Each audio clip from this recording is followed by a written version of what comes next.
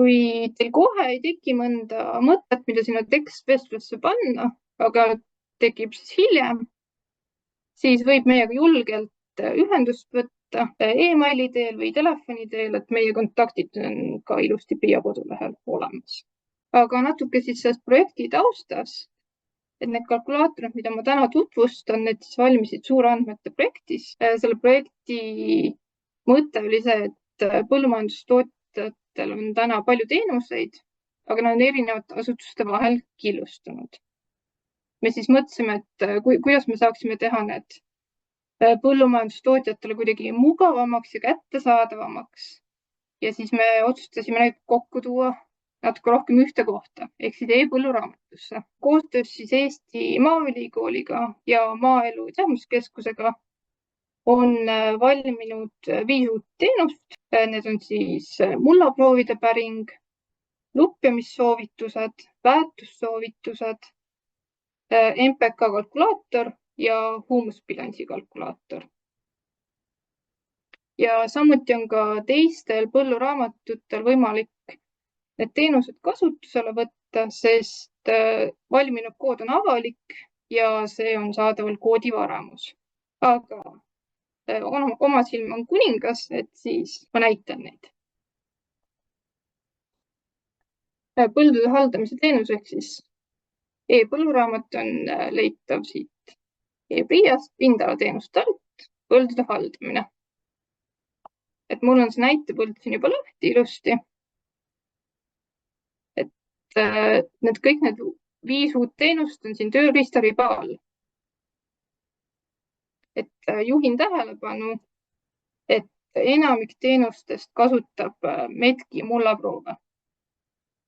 Et kui teie mullaproov ei ole tehtud Medkis Maaelu Teadmuskeskuses, siis kahjuks ei ole võimalik enamike neist kasutada, välja arvatud MPK bilansi kalkulaator. Näitan siis esmalt mullaproovide teenust. See toimib siis niimoodi, et kui kasutaja avab selle toreda akna, siis päritakse Maaelu Teadmuskeskusele vastavalt põllule proovipunktid. Kõigepealt on keskmised, keskmine pH-tase, keskmine fosfor, keskmine kaalium ja toodud on ka prooviaeg. Prooviaeg tähendab siis seda, et millal see proov on laborisse jõudnud. Siin näidatakse siis viimast kehtivat proovi. Proovid teatavasti kehtivad 5 aastat. Ja kui te olete vahepeal tellinud uue proovi, siis siin kuvatakse ainult kõige värske. Siin on ka teine vaade, kus on võimalik siis täpsemalt tulemusi vaadata. Selle põllu puhul ongi ainult 1 proov tehtud. Aga kui on ka rohkem, et siis siin on terve rivi neid. Tähelepanuta ei saa ka jätta neid infonupukesi, et iga infonupu all on teenusel lühikirjeldus, et mida see teenus teeb ja viide ka juhendile, kus saab näiteks pikemalt lugeda. Et ma siin avan ja avanebki siis kohe mullaproovide juhend. Et kui te näiteks seda kasutate ja teil on midagi arusaamatuks, et siis palun andke teada, et juhendeid saab täiendada ja teenuses saab ka muutusi teha. Et siin on kõik täpselt seesama info, et proovid tulevad Medkist, tagastatakse viimane proov kuni 5-aastane ja millised tulemused. Samuti on siis toodud ka näited ekspordist ja kui on näiteks ka mõni veateade.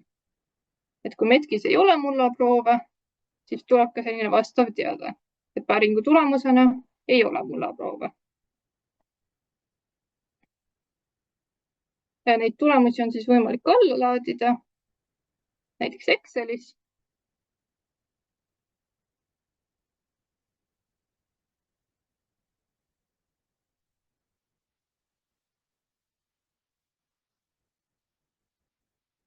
Et on see detailvaade, iga proov ja on ka keskmine vaade.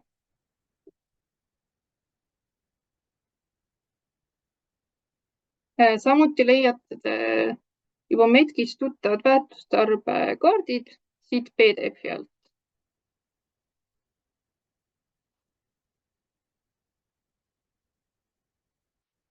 Igal PDF-il on ka päises, et millise põllumassiivi kohta ta käib ja millise põllu kohta ja siin on samad väärtustarbed ja mullareaktsioon.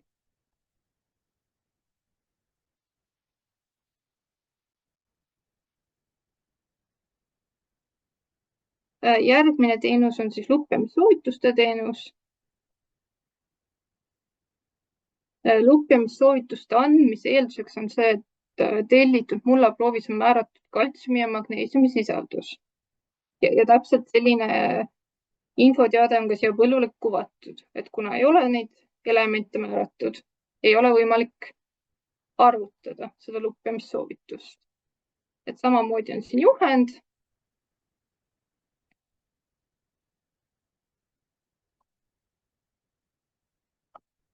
Kus on ka selgelt kirjutatud, et eeldus on see, et kaltsium ja magneesium on arvutatud. Juhul, kui nad on, siis see vaade näeb välja midagi sellist. Et on keskmine arvutuslik lubjatarve, on lubjatarbekaardi eelvaade ja võimalus siis see alla laadida erinevates formaatides. Ka shapefile'ina, kui on soov kasutada seda näiteks lupjamismasinas või mõnes KISS-programmis. Kui te ei ole oma massiivile tellinud mullaproove, siis ei ole ka võimalik seda lupjamissoovituste kaarti väljastada.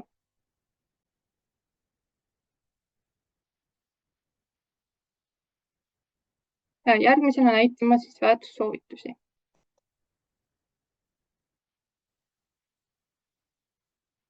Samamoodi kõigepealt on siis üldinfo, et väärtussoovitused arvutatakse vastavalt kultuurile ja soovitud saagikusega. Et tegemist on kalkulaatoriga, mis siis näitab, et kui palju mingit toitelementi on vaja selleks, et saaki moodustada. Et näiteks täidan siin ära, et ma olen enne kasvatanud siin hernest juba. Orgaanilist väetist näiteks ei pannud ja et ma sooviks saada näiteks 4 tonni saaki hektaril.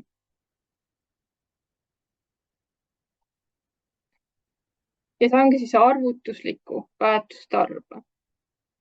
Et tegu on ikkagi soovitusega, et tegu ei ole kohustusega, et kui arvutad, saad selle tulemuse, et täpselt nii palju sa peadki panema, et väärtus hulga valik on ikkagi kasutaja teha ja kindlasti tuleb seadust jälgida.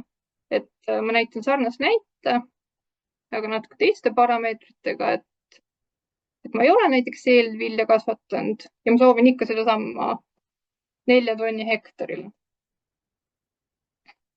Siis ma saan lämmastikutarbe 84 ja siis siia sellise suure punase veateate, mis siis ütleb, et selle saagi moodustamiseks arvutatud lämmastikutarve on suurem kui veeseadus lubatud norm.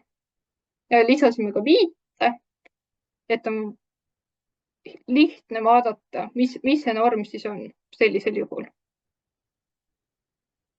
Et tegu oli siis kaerapõlluga, 4 tonni saaki tahtsin, et tegelikult on norm 80. Et üle selle 80 ei tohi minna. Sama asi, et nagu eelnevatega, et tulemused on võimalik erinevates formaatides alla laadida. Näiteks on meil siin täiesti uued kaardid,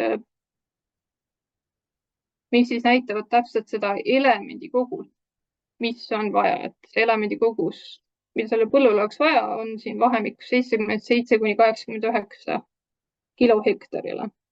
Ja kui näiteks ei märkagi seda punast teadet, et norm on lõhki, et siis siin on ka tegelikult kirjutatud, et lõplikud otsused on ikkagi kasutaja teha ja kasutaja vastutab seaduse jälgimise eest. Et väärtussoovituse mõte ongi see, et oleks võimalik optimeerida seda väärtuse kasutamist. Aga kuna see on arvutus ja see on mudel ja see toimib ju teatud olukordades, siis vahel võib ka see arvutus olla suurem kui see, mis on seaduses lubatud.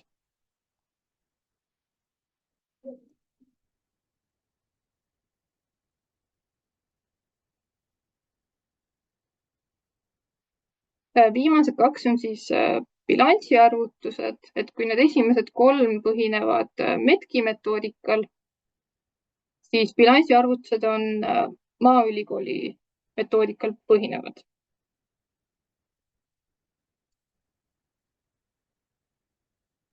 MPK kalkulaator arvutab siis sisendite ja väljundite vahe, et see on siis lihtsustatud üldbilanss. Et sa saad vaadata, et kuidas sul siis läks, kui kõik teod on tehtud, et kui väärtussoovitus on selline tulevikku vaatav, siis MPK kalkulaator on pigem selline tagantjärgi, et mis mu bilanss selliste tegevustega on. Ütleme, et ma panin orgaanilist väetist,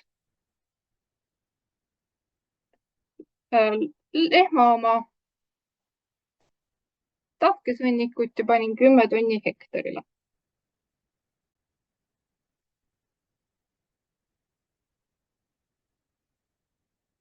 Ütleme, et saingi selle saagi täpselt sellesama 4 tonni, mida ma plaanisin saada. Koristasin terad ja põhu.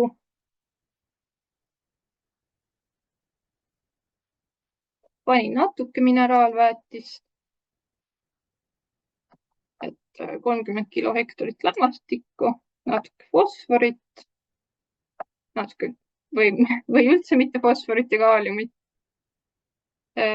Minu külvise norm oli 180 kilo hektarile ja vahekultuure ei kasvatanud.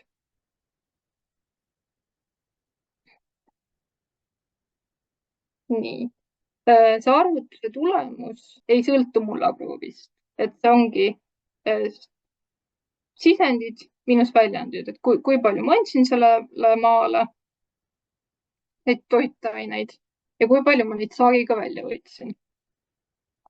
Sinisega siis on tekstilised hinnangud.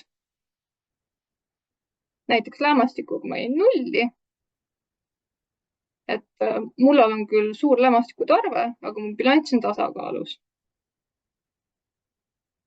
Fosforiga ma olen küll miinuses, aga samas mu muld on suure fosforisisaldusega.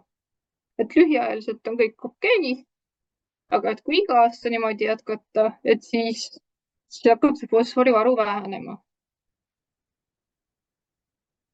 Ja kaaliumiga olen ka ma nullis, et bilanss on tasakaaluline.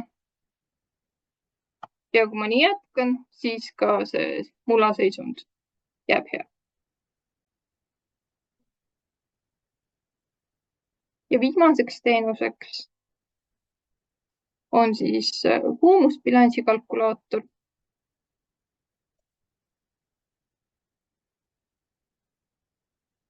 Et siin küsitakse samuti erinevaid sisendeid, mida ma olen siis teinud.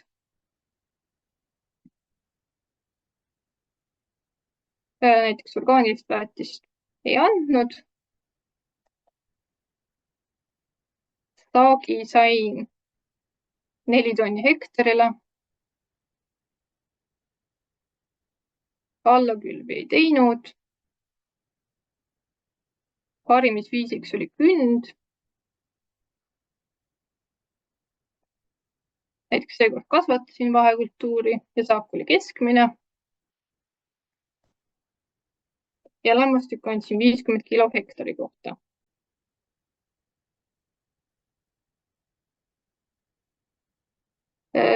Esimene arv siis algne orgaanilise süsiniku varu, et see siis tuleb mullaproovist. Bilanss, sisendid ja väljundid, negatiivne. Ka protsendiliselt, et kolmandiku võrra väheneb. Ja ka siis tekstiline hinnang, mis siis ütlebki, et mu bilanss on väga madal ja sellel on negatiivne mõju mullaviljakusele ja saagikusele.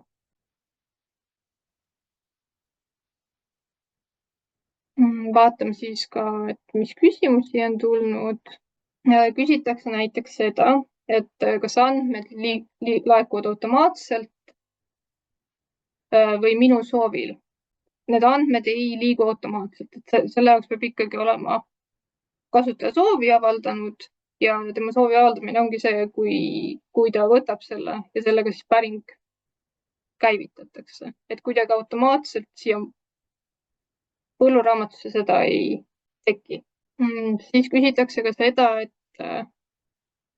kas väetamise kalkulaator arvestab põllu iseloomu, kui näiteks põld asub kaitsmata põhjaveega alal, et kahjuks seda ei tee, et ta on selline üsna lihtne tööriist, et ta ei arvesta ruumilisi piiranguid, et kui see on näiteks veekaitseala või kui ta on kaitsmata põhjaveega alal. Et kindlasti me soovime, et need kalkulaatorid oleksid targemad ja et nad suudaksid ka päriselu tingimusi arvesse võtta. Aga täna kahjuks ei ole see nii, aga meil on see arendustesse kirjutatud, et me liigume sinnapoole. Siis on ka küsitud seda, et kas kaardivaate saab ainult põllupõhiselt või on võimalik saada ka massiivile, ettevõttele ja nii edasi. Et täna töötab ta ainult põllupõhiselt.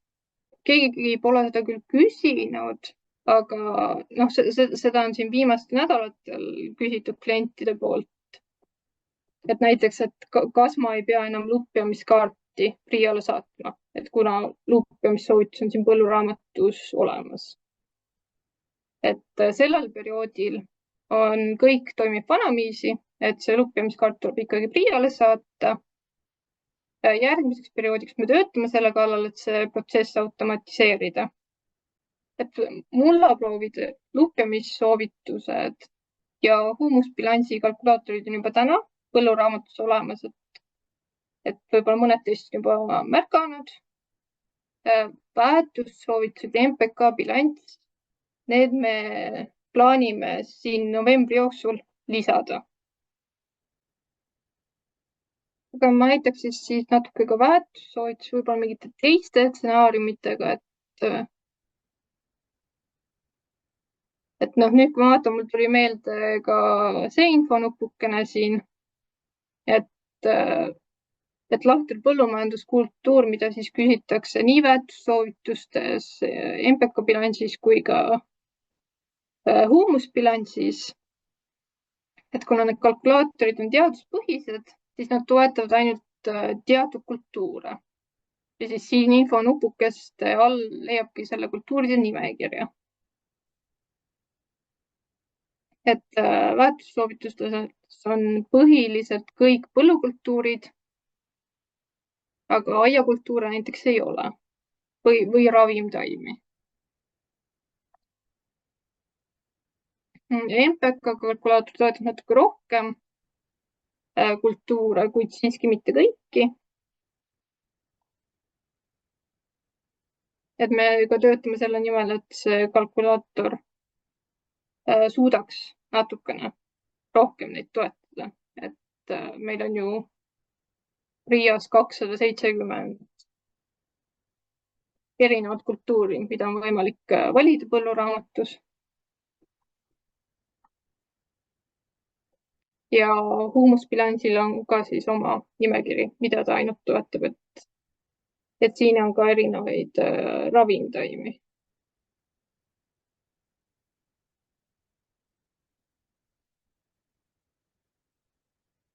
Aga ütleme, et ma plaanin järgmine aasta hoopis maisi kasvatama hakata. Et siis ma saan siit samamoodi arvutada, et mis see tarve oleks. Et tahan 3 tonni maisi. Ja saan siis selle toitelementide hulga. siin on ka selline mõte tulnud, et põllupõhised kaardid ei ole ülevaatlikud ja pakub ainult osalist informatsiooni. Kuna põlluraamat ongi selline põllupõhine, siis täna ei ole võimalik mingitele muudele aladele neid kaarte väljastada. Siin on tulnud küsimus ka e-põlluraamatu kohta. Et võib-olla sellele saaks Anton või Eveli vastata, et kuidas edeneb e-põlluraamatus kultuuride grupeerimine. Teraviljakasvatajad ei peaks enda töid ja arvutusi põlluraamatusse sisse kandes valima ravimtaimede ja köögivilja andmete seast. Võib-olla te oskate seda natuke kommenteerida. Suuliselt proovin ära vastata, ma ei hakka kirjalikult kirjutama. Et kas on võimalik lihtsustada kopeerimisvõimalust, näiteks kui teen väetamist koos paagiseguga, siis ei peaks nii-öelda 2 kannet tegema väetise lisanen taimekaitsetööl, vaid kanda ikkagi taimekaitsetöö lehele. See sisend tuli, et me neid töid võtaksime eraldi, ehk siis saan aru, et ühte paagisegusse läheb see väetis, aga et need sisestamised oleks väetise alt, kuid tulevikus on meil plaanis, et saaks neid erinevaid tööd ühildada, et samamoodi on ka külvamisel ja väetamisel, kui tehakse kombi tegevust, et oleks võimalik siis väetis külvi tegevusele juurde pookida. Aga see on jällegi arendus ja selle tähtaega midagi öelda, ei oska öelda, aga ta on nagu arendusplaanides on sees. Et see on selline vastus sellele küsimusele, aga teine küsimus on, ma ei leia seda üles, mis ta siin, põlluraamatus kultuuride grupeerimine, et teraviljakasvataja ei peaks enda töid ja arvutusi põlluraamatusse sisse kandes valima ravimtaimede ja köögiviljade andmete seast. Et jah, seda ideed on ka meile tulnud. Oleme arutanud seda ja ta on meil ka mingis mõttes nagu, ta päris arenduses veel ei ole, aga ta on meil fookuses ja üritame selle nimel tööd teha, et näiteks kasutatavamaid, et kui tootjal on mingeid kasutatavamaid teraviljakultuure või mis kultuure ta kasvatab, neid siis eelisnimekirjas kuvaks talle just neid, mis ta seal viimase 2, 3, 4 aasta jooksul on nagu teinud. Et see mõte on meil nagu laual olnud, aga selle arendamist ja kunas see võiks nagu töösse minna, seda tähtaega ma ei oska öelda, et hetkel kahjuks nii ei saa, jah. Siin on ka üks küsimus, et kas e-põlluraamat näiteks arvestab väärtuskaardi loomisel selliste aladega, et kaitsmata põhjaveega alal, et ei arvesta, et tegu on jah sellise üsna lihtsa arvustusega. Kui tehakse korraga pritsimistöö kõikidele talinisupõldudele, kas seda tööd saab e-põlluraamatusse kanda kõikidele põldudele korraga või tuleb kõik põllud eraldi märkida? Seal saab nüüd nii-öelda tegevust kopeerida ka teistele põldudele, et ühesõnaga, kui sisestate tööd, märgite nendel tööl vajalikud asjad ära, vajutate kopeeri tegevus, sealt tuleb veel põldude nimekiri, saate filtreerida tallinisu järgi või kuidas iganes, valite sealt oma põllud ära linnukesed, salvesta töö, siis ta salvestab kõikidele nendele põldudele sedasama tööd, mis te sisestasite. Et on võimalik lisada nagu kõik ühte tööd mitmele põllule korraga. Kas huumusbilanss ja teised saavad olema toetuse taotlemisel mingi tähtsusega? Näiteks lisatoetus, kes hoiab enda huumusbilanssi. Et võib-olla keegi otsetoetuste osakonnast oskab rääkida toetuste arengust. No, ma siis vastan, et hetkel bilansse ei vaadata toetuste määramisel, et see nõuab siis määruste muudatusi, et ilmselt sellel toetuste perioodil seda ei kasutata, aga kui määruseid vastavalt muudetakse, siis küll. praegu mitte. Aga aitäh siis kõigile seniste küsimuste ja tagasiside eest. Ma loodan, et kõik leiavad tee e-põlluraamatusse ja ka nende soovituskalkulaatorite juurde. Et katsetage julgesti, saatke meile oma mõtteid, oma tagasisidet, aga et kui on vaja natuke rohkem mingit selgitust või mingit täpsustusi, et siis võtke ikka julgelt ühendust. Et võite oma küsimused meile hiljem ka edastada, kui teil kasutamise käigus tekib neid või mõtted või mured või rõõmud. Et aitäh kõigile osalemast ja kena päeva!